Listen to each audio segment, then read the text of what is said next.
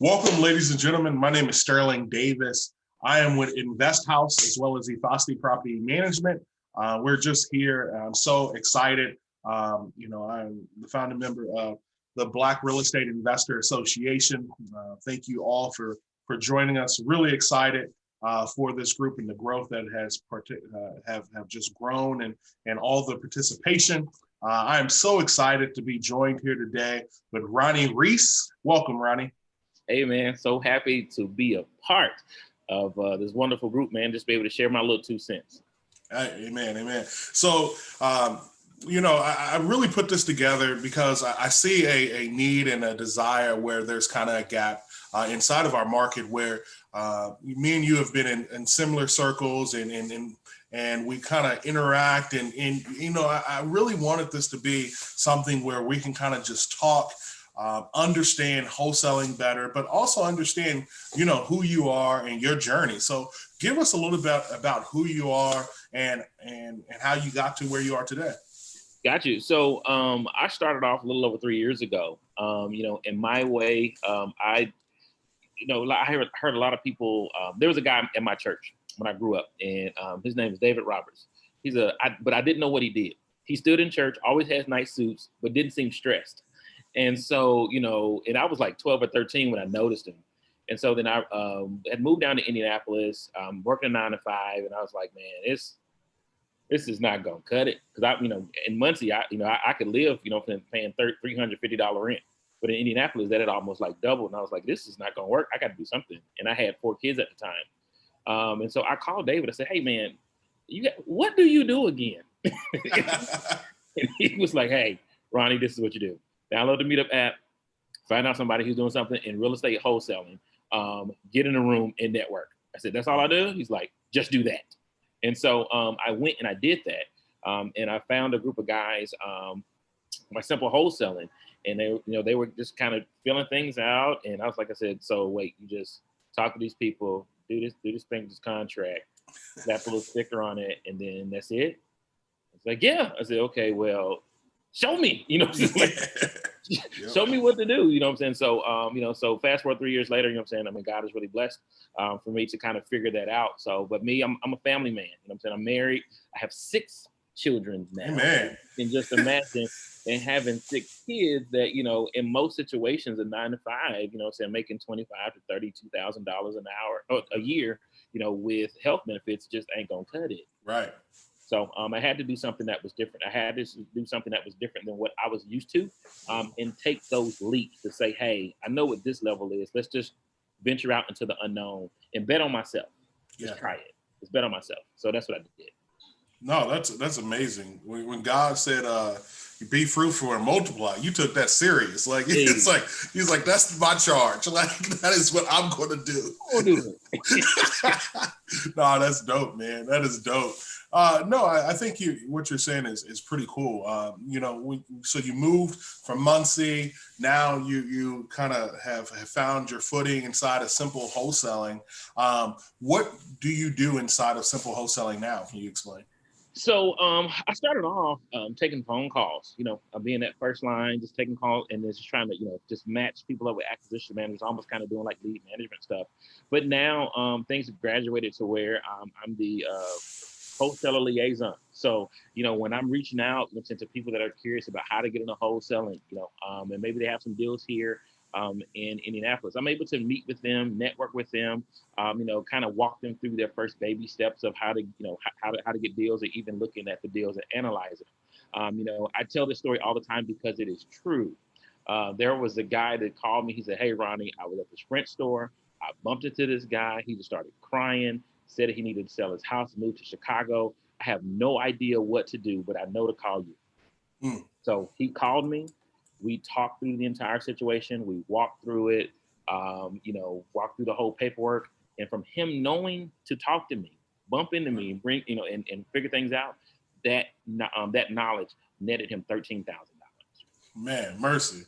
And I think That's such a incredible story because one thing that it seems like, we're probably going to say this over and over again, you solved a problem there, right? Like you not only were able to probably sell his house and do all that, but it seems like there was a problem that was having, and you was a problem solver to solve it. Yep. Yep. That's one of the biggest things that I've kind of grown to understand when it comes to wholesaling and what you're doing. A lot of times when people are talking about wholesaling, they're saying, "Well, you're looking for this property and you're doing all this, you're looking for this property," but actually, you're not really looking for a property. You're looking for a person that happens to have a problem that is also tied to a property. You know, Right.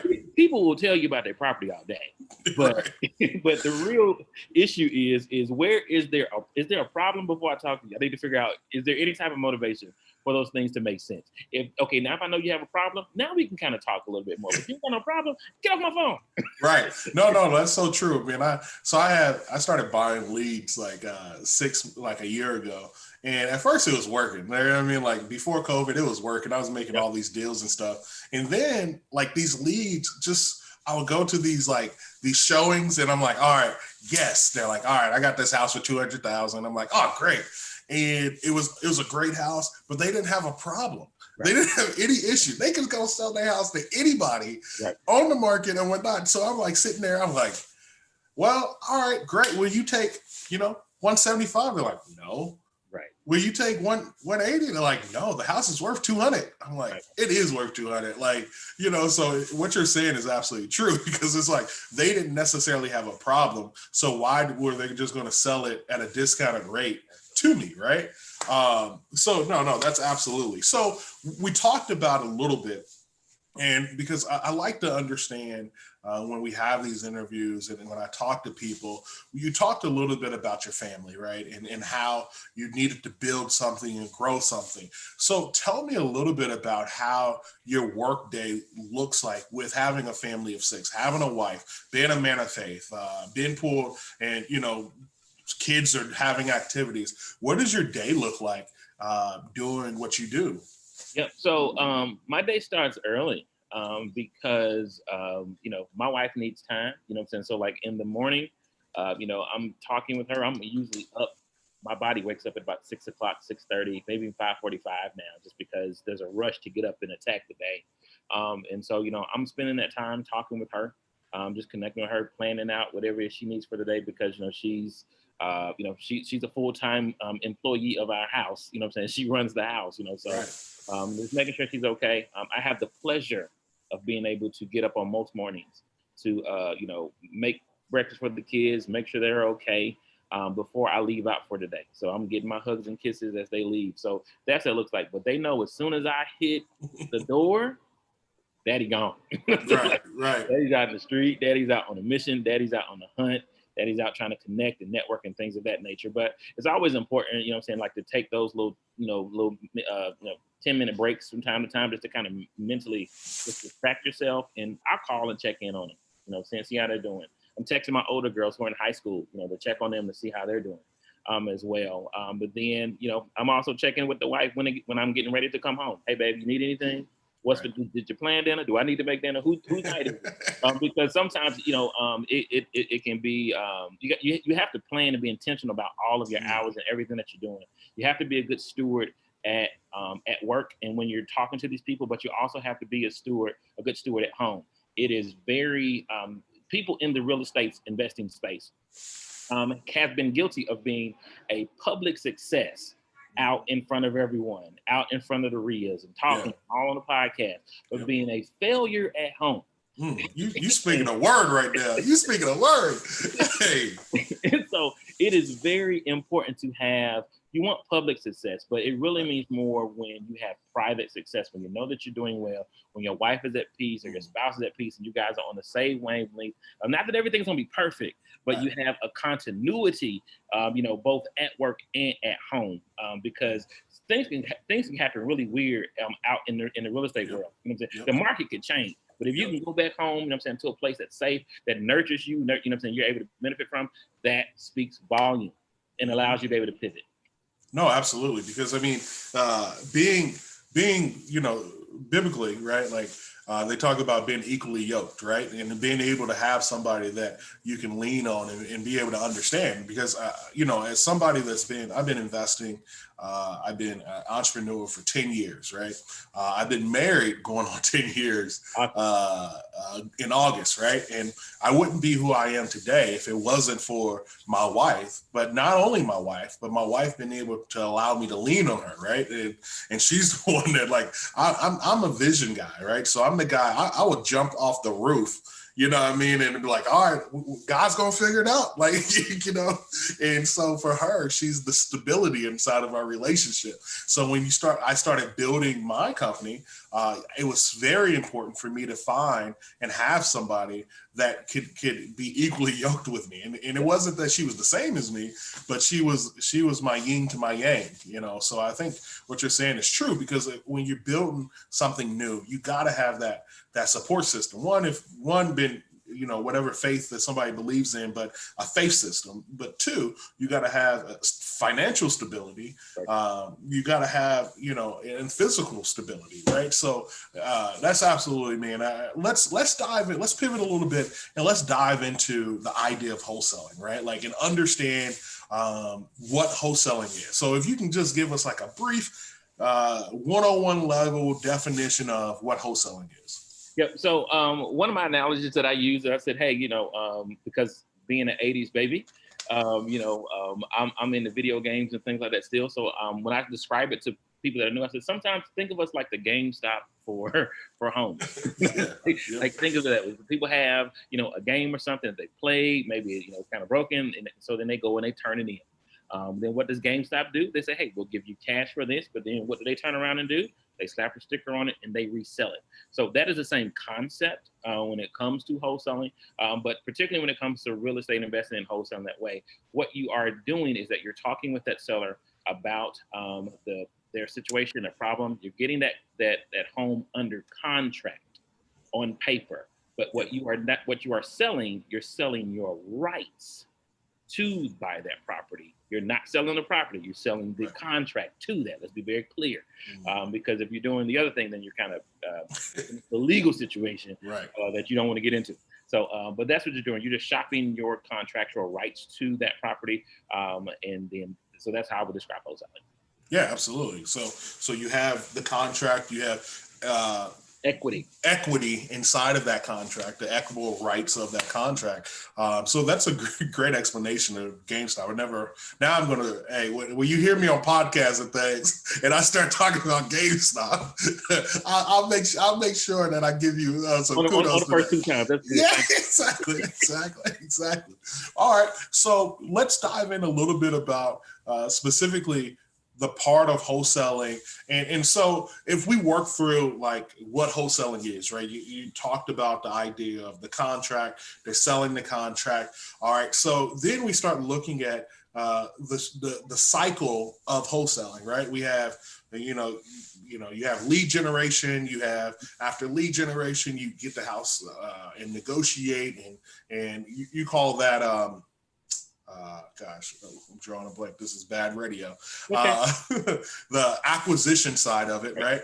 So you got the acquisition side, you got the disposition side when we're going to move this house off of it. Let's talk about the piece that you're kind of focused on a little bit and see where you kind of fall inside that cycle. Gotcha. So I am all acquisitions. I love talking to people. I love finding people.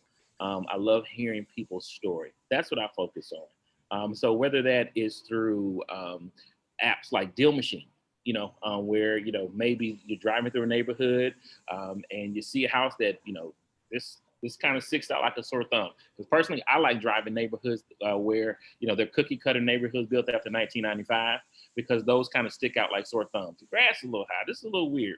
I say this again, because this is a true story. There was a property that I had saw and I was like, man, it's weird. This house has been sitting there the same.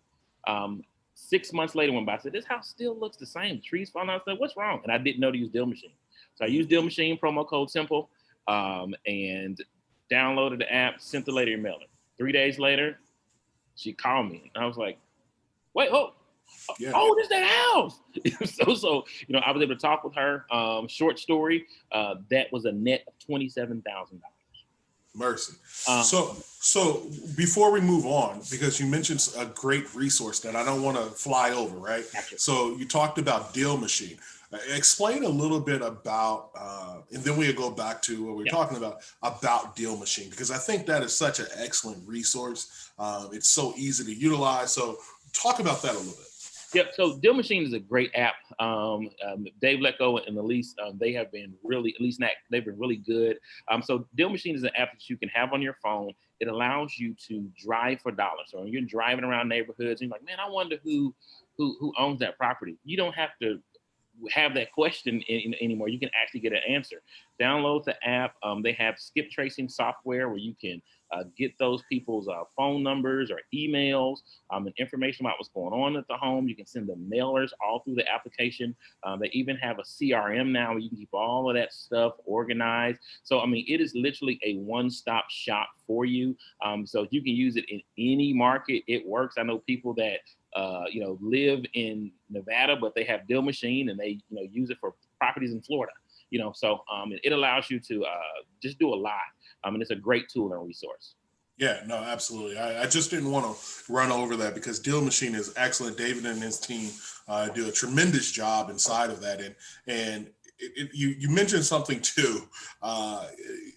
If they use keyword simple, what happens? Mm-hmm. Yep. So if they use if you use the promo code simple, you're able to get, I believe, 30 free credits. So then that equates to somewhere at about 10 or 15 skip traces. And also too, you can get some free mailers and stuff like that as well that go with the app. So definitely use it. And I'm telling you, it can change your life. I made $27,000 on my first. That's awesome. That's awesome. So inside of the acquisition side and understanding that a little bit better, what does that look like when it comes to like a financial commitment? Because I hear a lot of people wanting to get into wholesaling, and a lot of times it's like, well, I don't have any money to invest, so I'm going to get into wholesaling. What does that look like when it comes to just generally? So one of the things that you have to, it's marketed as saying that, there's no cost. That's not true. Right. Let's burst that bubble. Number one, it's going to cost you your time. It's going to cost you your time to spend the time to drive the dollars and do all of that, make the signs, the bandit signs and things like that. So there is some marketing cost, but the thing is that, you want to be wise in what you're marketing. So, and also work within your budget. I don't want, if you only got $100 to spend, let's work within that $100 and that's okay. I don't want you busting your budget to do that. So, an app like Deal Machine allows you to be able to generate some things, at a lower cost. You can also buy lists to be able to make those type of investments. So whatever your budget is, wherever you're at, however you want to use your STEMI, if you still got some at the time, that's okay. But I would just encourage you just to kind of do a little research, figure out what works well for you. So you want to use bandit signs, do that, but work within that budget, own that lane, own that marketing, that marketing source, own it for 3 or 4 months. Give it time to kind of figure out what's going on before you move on to the next thing. So I would just encourage you just to pick one and get into it and work within whatever your budget is. Everybody ain't got $30,000 a month to spend, and that's okay. You know what I'm saying? I know people that have made a lot of money off of $200 a month. There's a power. Damon John has a book, The Power of Broke. It's something to that, right? Like I think I find myself the most creative when my back is against the wall and I don't have the means in which that I can work with, right?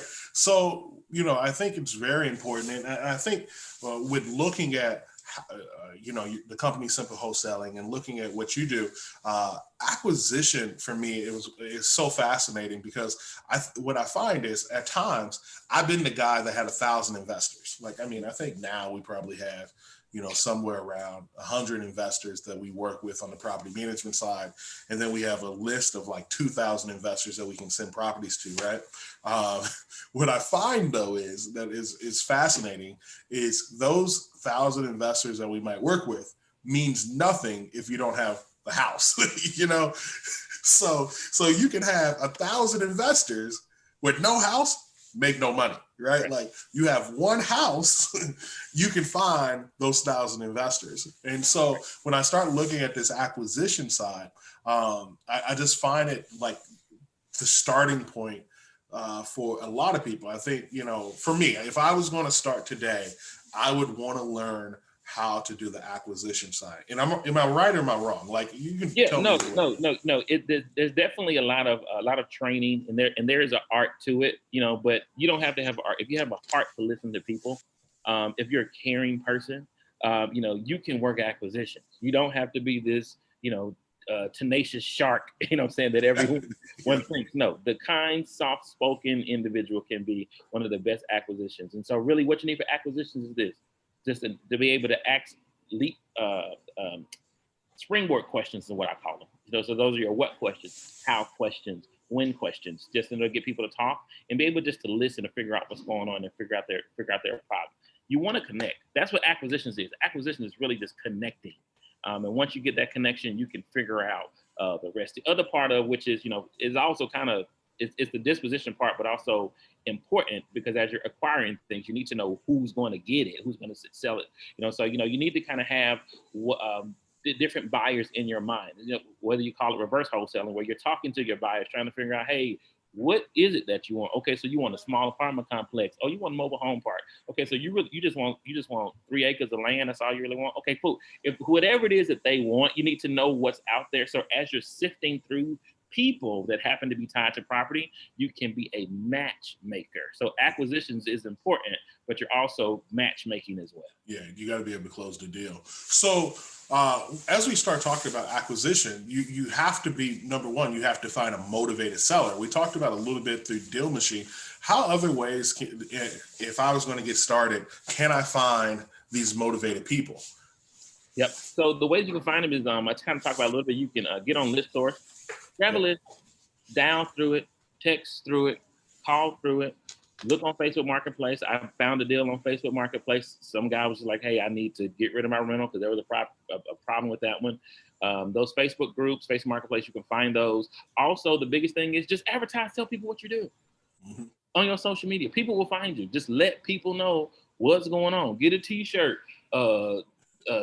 Javante buy houses. Yeah.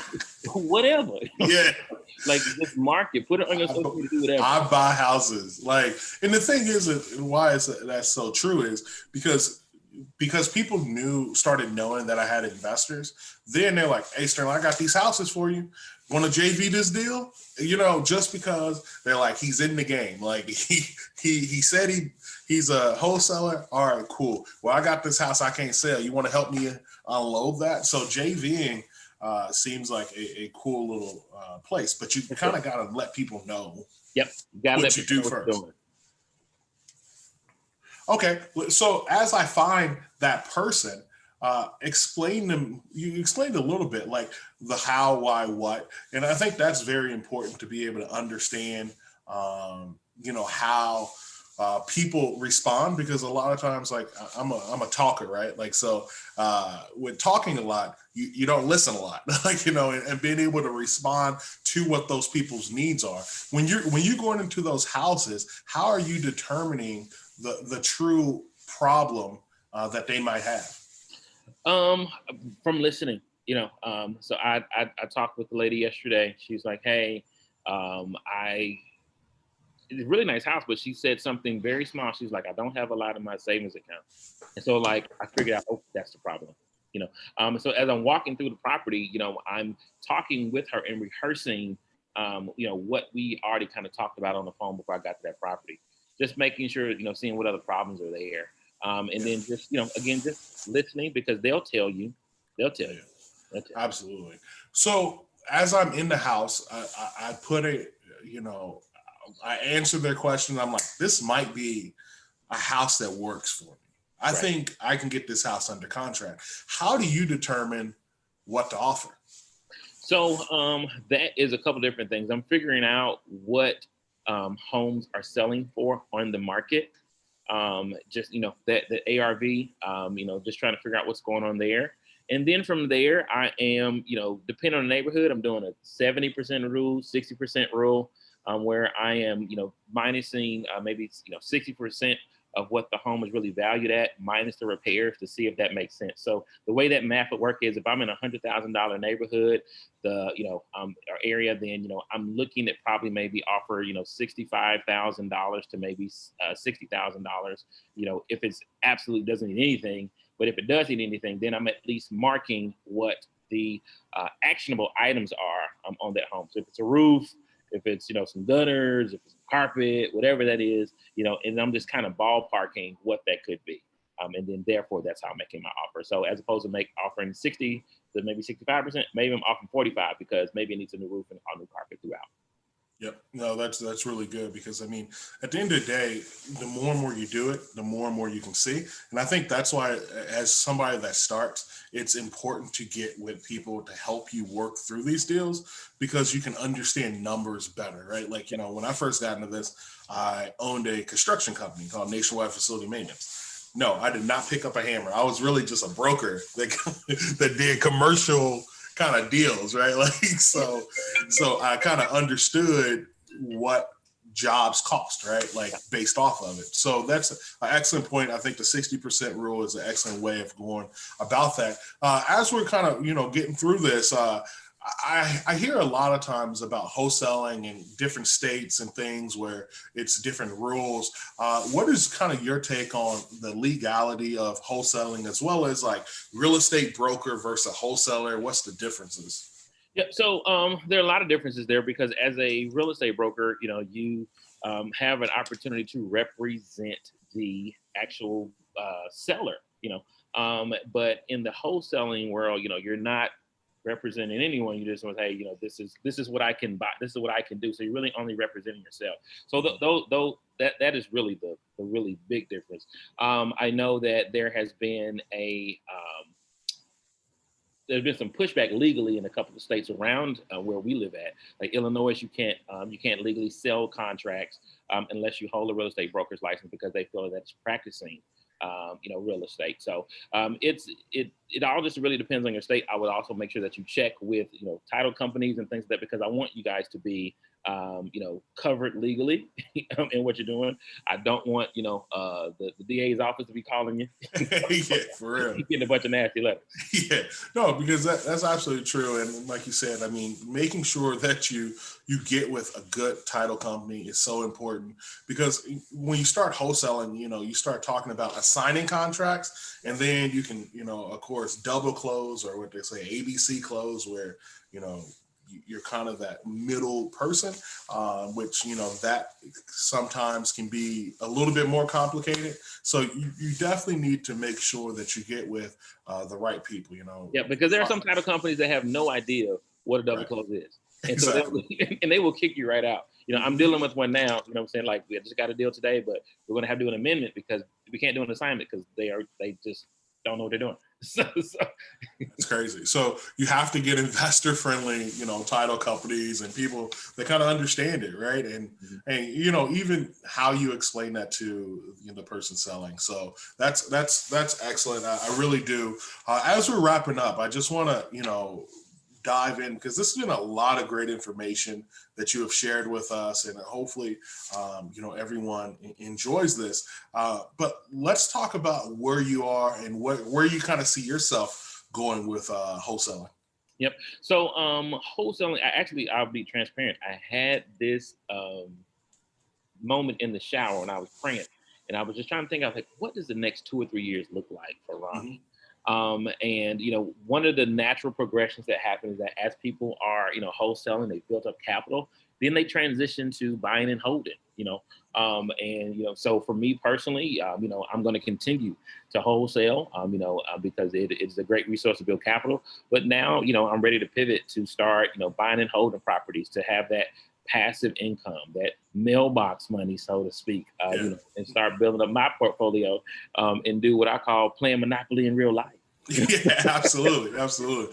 Yeah, man, that's awesome. I mean, because that's the ability to be able to grow and change and develop. And I always hear like these stories of like a drug dealer that starts selling drugs, and then they're like, well, the goal is to legalize my money. And like oftentimes I find myself like, I'm not selling drugs by any means, but I'm trying to legalize and make my money more stable, right? Like, you know what I mean? Like, I don't want to feel the ebb and flows of life as much as I do today or yesterday, right? So I think it's very similar as you building a real estate career, right? Any final thoughts, right? Like that you can push on people or that you think might be useful for people that's going to start this journey of wholesaling? My thoughts and feedback are this: start. It's 2021. We done been through the Panda Express. Yeah. We getting ready to come out the other end with the vaccine. Start.